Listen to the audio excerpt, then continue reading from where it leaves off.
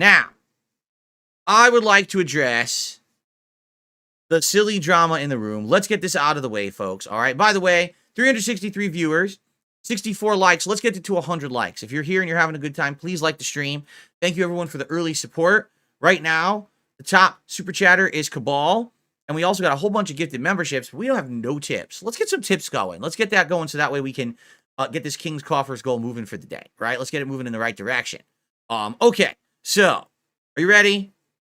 Let's do this. Let's get this out of the way so we can move on to better stuff because I want to react to a bunch of game trailers, all right? So here's the deal. Last month, all right, I did a big, co-reacting the Review Tech USA documentary by June the King along with the guys from Kino Casino. And also I even took highlights out of it there as well. All right, it was the big epic moment where I felted Rich and I got his last chip and I still have it right here, right? It was a pretty awesome moment and people are remembering this as one of the momentous things that happened here this year. Whoa. Oh, wait. Oh, one final thing. For 10 years of you fucking with me and making my life miserable for your personal gain, I'm taking your final chip as the King's tax, you motherfucker. Yeah! You're fucking felted, bitch. Felted. You're done. Because the thing is, even if I left you this fucking chip, you wouldn't improve your life. You had the chance. You never took an opportunity to improve. You insulated yourself from any criticism, but now you've been exposed. You're done. This is my chip, and I'm going to wear this proudly in my fucking background from now on because I earned it. He earned it. God, what an incredible place to end our reaction. Wow. Great monologue from Darkside Phil. Well, after that, basically I did an interview, Keemstar, and he's like, what you should do is you should have these people who have gripes with you or you have gripes with as part of your content right away, Stuttering Craig and Review Tech USA, and get it done with. That would be good content. Everyone wants to see it. So I said, you know what, let's do it. So I reached out to Craig and we had our interview. And of course we had a big disagreement or whatever, but who cares? Now that's at least done, right? Like we're not going to have interactions anymore. We're done with each other. That's it. We move on, right? But Review Tech basically completely ignored me for a very long time. I'm not even kidding you. For over a month, I basically had messaged him. Oh, I'm sorry, Dark Ethan. I will shut that out in a moment. I did miss your super chat.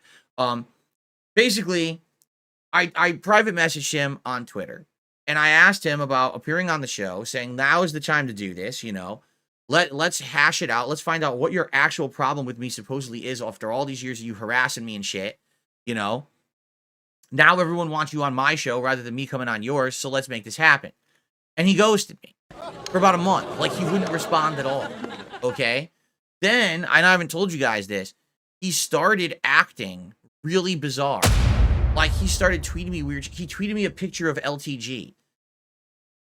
I'm serious. Not tweeted me. He DM'd me. Excuse me. He DM'd me a picture of LTG. And I DM'd him back, and I'm like, what is this supposed to mean? What the fuck does that mean? Yeah, I'm already, like clowning on this guy on the internet because he doesn't know how to do business. I don't know what this is supposed to mean. Then he sent me a picture of, like, a guy, like an old man, being startled by, like, a parrot. And I was like, I really don't know what the hell this means, Rich. And then I realized, I was like, he's just high. Like, he's just high as shit all the time now. And he just does stupid shit because he's high as fuck all the time. Right? So I gave up. I was basically like, at this point, I don't give a crap. Like, I just don't see the point in me pursuing doing anything with this guy because I don't think anything's going to come of it. I think that he's literally just high all the time. His streams, everyone says the only reason people attend his streams is to fucking make fun of him because he's a train wreck now. It's not like people are attending his streams because they like him and like the content. They're only attending because they want to basically, razz the guy and fucking troll him. And that's sad because this is a guy who has 1 million subs on YouTube and used to have a giant following and a lot of people who liked him and a successful business. And he himself tanked it.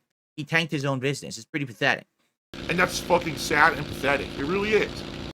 I haven't heard from this guy directly. All I've had is these two responses of random pictures and shit. And I want to say it was like 3 or 4 days ago.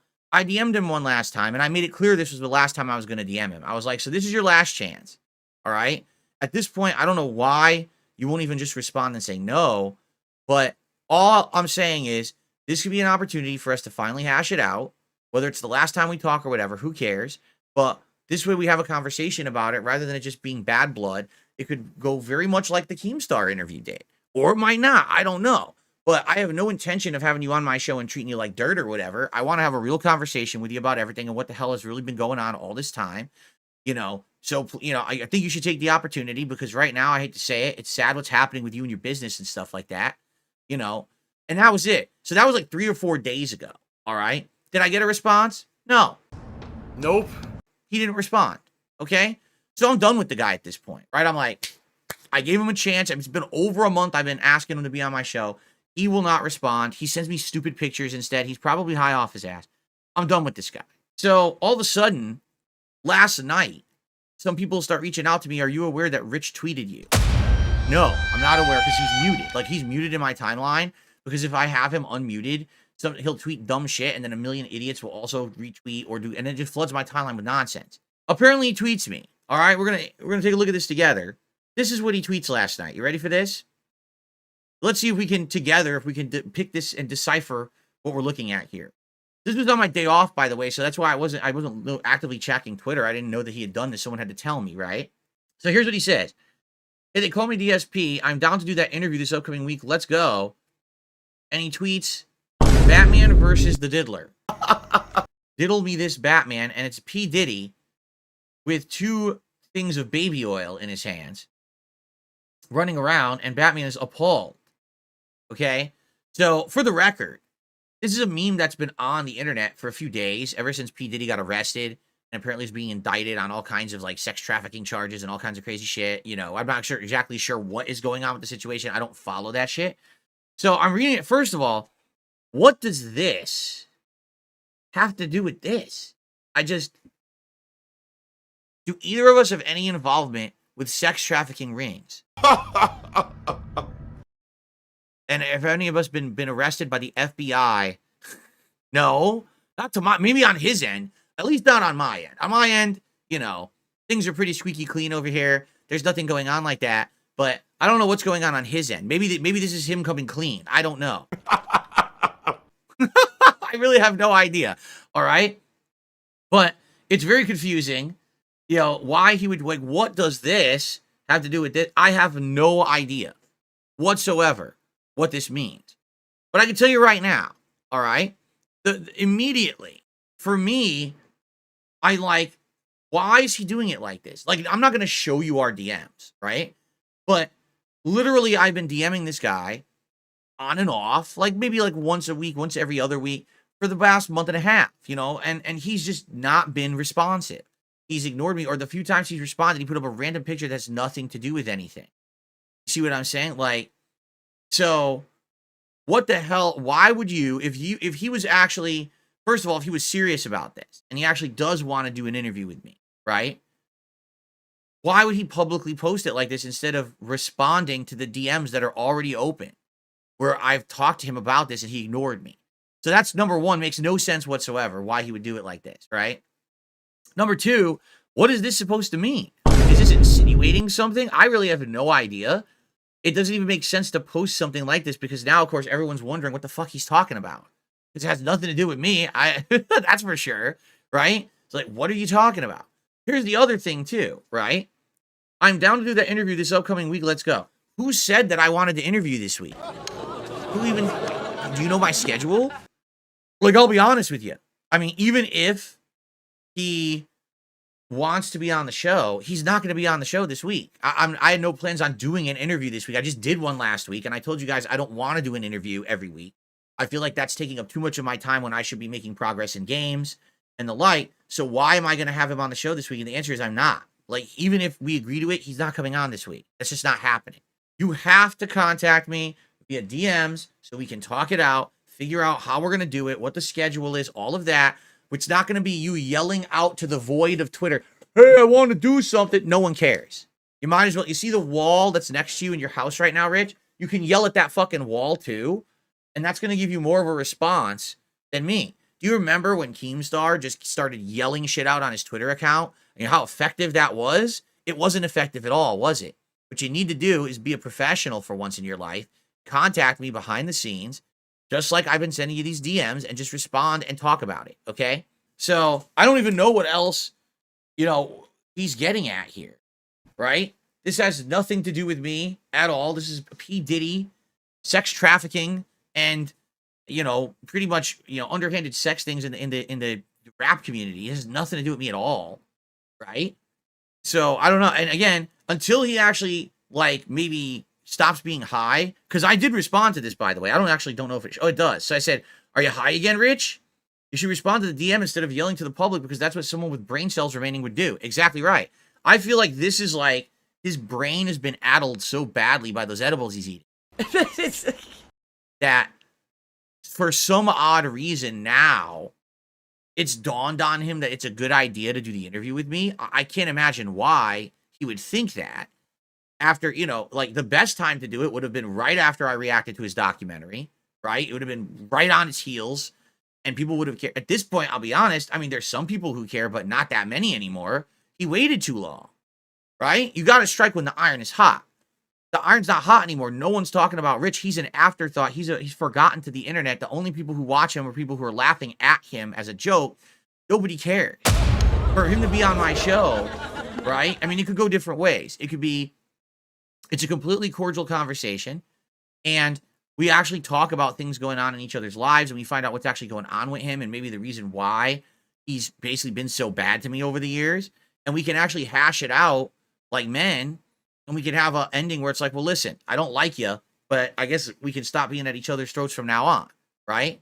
Now, that's a lot of stuff coming out of Rich, because Rich is the kind of guy that he says one thing and then he stabs you behind the back. Seriously, that guy is such a two-faced fat piece of shit, right? I've told you, I reached out to this guy, all right? When it became public knowledge on the internet that his daughter was very ill, I reached out to him despite all the nasty things he said about me, and I let him know that I felt very bad about what was going on, and I wished him the best, right? And then later that day, he goes on the internet and he shitposts me on his Twitter account. As it, he thanked me for the message, and then he went and crapped on me. Then later on, it's revealed, oh, well, Phil only did that because he's trying to look good. And so I was like, what the fuck are you talking about? What are you talking about? No, sometimes I genuinely feel bad for people. When Boogie announced his cancer, I also DM'd him to wish him the best, right? Like, when these things happen, sometimes you reach out, you say, listen, I just wish you the best. It's really sad that this is happening, and the world has your back when these awful things happen. Hopefully things get better for you. No, to him, everything's a hidden agenda. Everything's like some fucking weird thing to spin for a positive way. No, Rich, that's probably what you would do. You understand? That's what a snake does. Oh my God! What the fuck? Whoa! Whoa! Stay on his asshole. Don't lose him.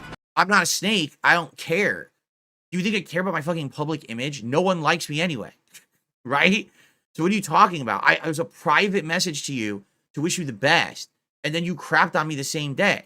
That's not something that a fucking nice person does. You're not a nice person. And I think that's the point, is that if he comes to this interview with me, he's got some explaining to do of why he's behaved in such a heinous way over the years to me.